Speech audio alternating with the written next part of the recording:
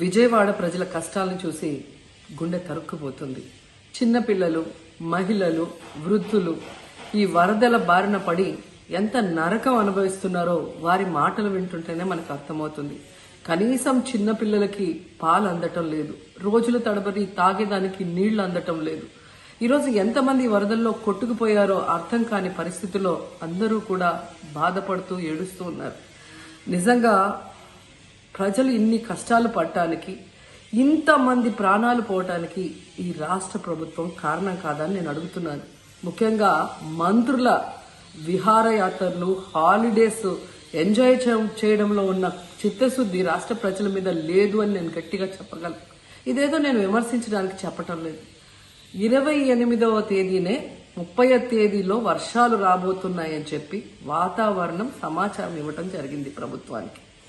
అయినా కూడా ముఖ్యమంత్రి గాని, మంత్రులు గాని ఎటువంటి సమీక్షలు చేయకుండా, ప్రజల్ని అప్రమత్తం చేయకుండా నిర్లక్ష్యం వహించడం వల్లే ఈరోజు ఇన్ని లక్షల మంది వరద నీళ్ళల్లో మునిగిపోయారు. ఇంతమంది ప్రాణాలు పోగొట్టుకున్నారు. ఎంతమంది తిండి లేక, కరెంటు లేక, తాగునీళ్లు లేక, పసిబిడ్డలకి పాలు లేక ఎంత అవస్థలు పడుతున్నారో మనం అందరం కూడా గమనిస్తున్నాం. చంద్రబాబు నాయుడు గారి ఇంటికి 3 కిలోమీటర్ల దూరంలోనే ఇంత పెద్ద విపత్తు జరిగినా ప్రజల్ని కాపాడలేకపోయారు అంటే ఇది రాష్ట్ర ప్రభుత్వం, రాష్ట్ర ముఖ్యమంత్రి వైఫల్యం కాదని నేను అడుగుతున్నా. ఈరోజు కరకట్టు మీదున్న అక్రమ కట్టడాలని కాపాడటం కోసమే విజయవాడని ప్రజల్ని ముంచేశారు అనటంలో నిజం లేదా అని నేను అడుగుతున్నా. గంట ముందు ప్రజలకు చెప్పినా వాళ్ళు ముంపు బారిన పడేవారు కాదు. వాళ్ళని అప్రమత్తం చేసి ఒక సేఫ్ అయిన ప్లేస్ కి పంపించున్నా ఈరోజు ఇన్ని లక్షల మంది, దాదాపుగా 3 లక్షల మందికి పైగా 4 రోజుల పాటు కరెంటు లేకుండా, తిండి లేకుండా, చిన్న బిడ్డలకి పాలు లేకుండా ఈ విధంగా నీళ్లలో మునిగి అవస్థలు పడాల్సిన అవసరం లేదు. దురదృష్టం ఏంటంటే ఈ రాష్ట్ర ముఖ్యమంత్రి నుంచి మంత్రుల వరకు ఎప్పుడు ఫ్రైడే వస్తుందా, ఎప్పుడు హైదరాబాద్కి వెళ్దామా, లేదా ఎప్పుడు విహారయాత్రలకు వెళ్దామా అని ప్లాన్ చేసుకోవడంలోనే చిత్తశుద్ధిగా ఉన్నారనేది ఈ 5 రోజులు మీరు చూస్తే మీకే అర్థమవుతుంది.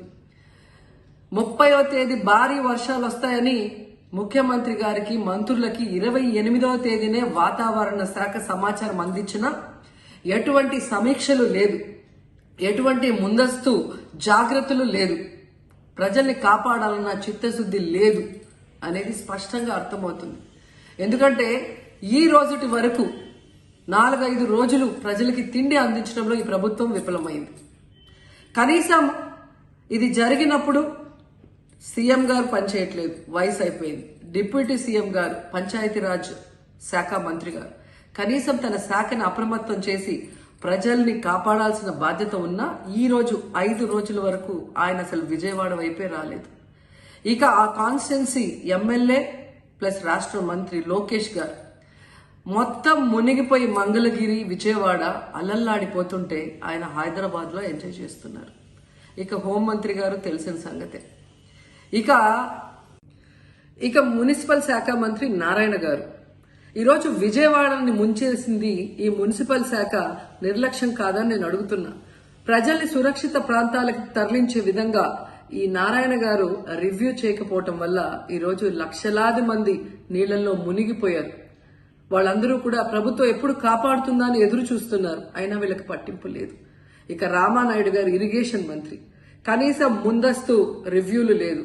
కనీసం వరదలు వచ్చి ప్రజలు మునిగిపోతుంటే బోట్లను కూడా కొనుగోలు చేసో రెంట్కి తీసుకొని ఆ ప్రజల్ని తరలించే కార్యక్రమం ఆయన కూడా చేయలేదు.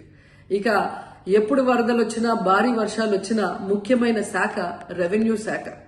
అనగాన సత్యప్రసాద్ గారు ఈయన విహారయాత్రలో ఎంజాయ్ చేస్తున్నాడు.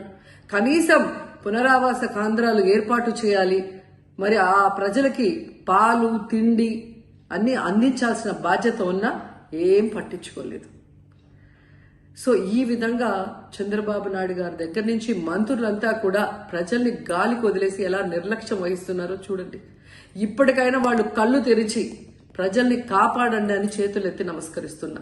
గతంలో జగనన్న ఏ విధంగా వాలంటీర్ వ్యవస్థ ద్వారా, సచివాలయ వ్యవస్థ ద్వారా ప్రజలకి ఏం కావాలన్నా ఇమీడియట్ గా వాళ్ళకి అందుబాటులోకి తీసుకెళ్లటమే కాకుండా ఏదైనా ప్రకృతి వైపరీత్యం వచ్చినప్పుడు వెంటనే వాళ్ళని సురక్షితంగా కాపాడే విధంగా ఈ సచివాలయ వాలంటీర్ వ్యవస్థని ఉపయోగించుకోండి. జగనన్న మీద కక్షతో ఆ వ్యవస్థల్ని నాశనం చేయడం వల్లే ఈ రోజు ప్రజలకు ఎవరు ఏం అందించలేకపోతున్నారని తెలుసుకోండి. అంటే ఇది ముందు రోజే అనుకున్నాను. యాక్చువల్గా ఇది మా దృష్టికి ఏంటంటే ముందు 1వ తారీఖు అనుకున్నప్పుడు అందరూ ఏమన్నారంటే మీరు వస్తే ఇది మాకు ఈ రిలీఫ్ ఆపరేషన్స్కి ఇబ్బంది అయిపోద్ది, మాకు దయచేసి మీరు ఈ రిలీఫ్ ఆపరేషన్ మీరు అడ్డం అయిపోతారని చెప్పేసి వారి సూచన మేరకు నేను ఆగిపోవాల్సి వచ్చింది.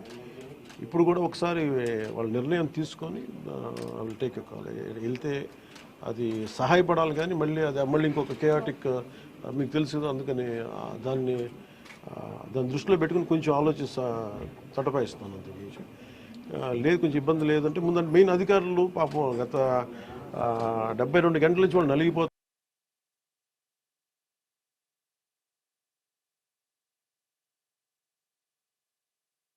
అని చెప్పి నేను దాన్ని దృష్టిలో పెట్టుకుని నేను స్వయంగా పర్యవేక్షిస్తున్నాను. 4 రోజులుగా పవన్ కళ్యాణ్ ఉప ముఖ్యమంత్రి రాలేదు, ఎక్కడ వెళ్ళని చెప్పి విపక్షాలు ఆరోపణ చేస్తున్నారు, బాధితులను పట్టించుకోలేదని చెప్పేసి ఆరోపిస్తున్నారు. ఏం చెప్తారు? ఫిజికల్గా మీకు కనిపించడం పద్ధతి అంటే వాళ్ళు ఏమనుకుంటారంటే నేను బోట్ వేసుకొని రెస్క్యూ చేయడం కుదరదు కదా, బాధ్యతలు లేకుండా ఎందుకుంటాం, అది ఏంటంటే అనాలి కాబట్టి అంటమే తప్ప ఎంటైర్ మీరు చూస్తే మా పిఆర్ మెషినరీ, మన పిఆర్ పంచాయతీరాజ్ మెషినరీ మొత్తం ఎంటైర్ వర్క్ చేస్తాం మా సైడ్ నుంచి. అంటే అట్లేం కాదు సార్, ధైర్యం చెప్పని కూడా రాలేదని చెప్పేసి వాళ్ళు ఆరోపణ చేస్తున్నారు కదా, అది నేను అట్లా అనుకోవట్లేదండి. అంటే ఏమైపోతుంది, ధైర్యం చెప్పడానికి వెళ్ళి ఒక్కసారి మీద పడ్డారు అనుకోండి, పరిస్థితులు ఎలా ఉంటాయంటే ఇప్పుడు నేను మొన్న పింఛా డ్యామ్కి దీనికి వెళ్ళాను. నేను వెళ్ళి సహాయ కార్యక్రమం అంటే నేను ఒక ప్రత్యేకమైన పరిస్థితిలో ఉన్నాను, అది మీరు అర్థం చేసుకోవాలి. ఇప్పుడు నేను వెళ్ళి కూర్చుంటే వెళ్ళిపోదని రెస్క్యూ ఆపరేషన్స్కి ఇబ్బంది కలగకూడదన్నది ఒకటే నన్ను, ఆ సూచన ఒకటి నన్ను ఆపినాను, అంతమించి వేరే ఆపలేదు. Thank you.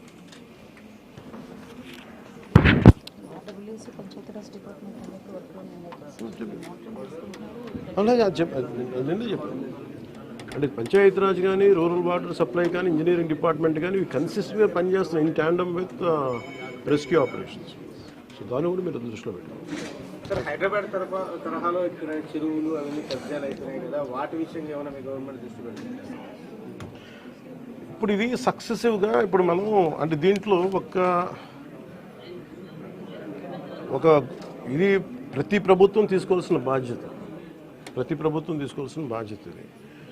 ఇప్పుడు దీంట్లో ఆల్రెడీ చెరువుల్లో కొంచెం నాలాల్లో కట్టేసినవి ఉంటాయి. అసలు ముందస్తుగా వ్యవస్థలు కనుక చాలా బలంగా పనిచేస్తుందంటే పర్మిషన్స్ లేకుండా ఎప్పటికప్పుడు అది ఒక విచిత్రమైన పరిస్థితుల్లో అందరం వదిలేస్తాం, నీళ్ళు రావట్లేదని. ఎఫ్టీఎల్లో ఇప్పుడు మన హైదరాబాద్లో కూడా చూస్తున్నాం కదా, ఫుల్ ట్యాంక్ లెవెల్లో ఉన్న చోట్ల రావులని చెప్పి లాస్ట్ 20 yearsలో రాలేదని చెప్పి ఇల్లు కట్టేశారు. ఎప్పుడో సరదాగా అది ఎప్పుడు ఈ జలవనరుల శాఖ ఎప్పటికప్పుడు ఇది కట్టద్దు, పర్మిషన్స్ ఇవ్వద్దని అంటుంది మళ్ళీ, కానీ దాన్ని స్థానిక మున్సిపాలిటీలు కావచ్చు, కార్పొరేషన్స్ కావచ్చు ఇచ్చేసిన పరిస్థితుల్లో మీరు హైదరాబాద్ చూస్తున్నారు. మనకు కూడా అలాంటి పరిస్థితులు ఉన్నాయి.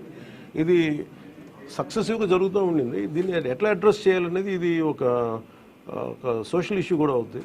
సో దీన్ని ఎలా చేయాలి, కొంత ఎడ్యుకేట్ చేసి, కొంత అవగాహన తీసుకొచ్చి, ఒక ప్రత్యామ్నాయం కల్పించి దీన్ని ఖచ్చితంగా అడ్రస్ చేయాలి, భవిష్యత్తులో ఖచ్చితంగా అడ్రస్ చేయాలి.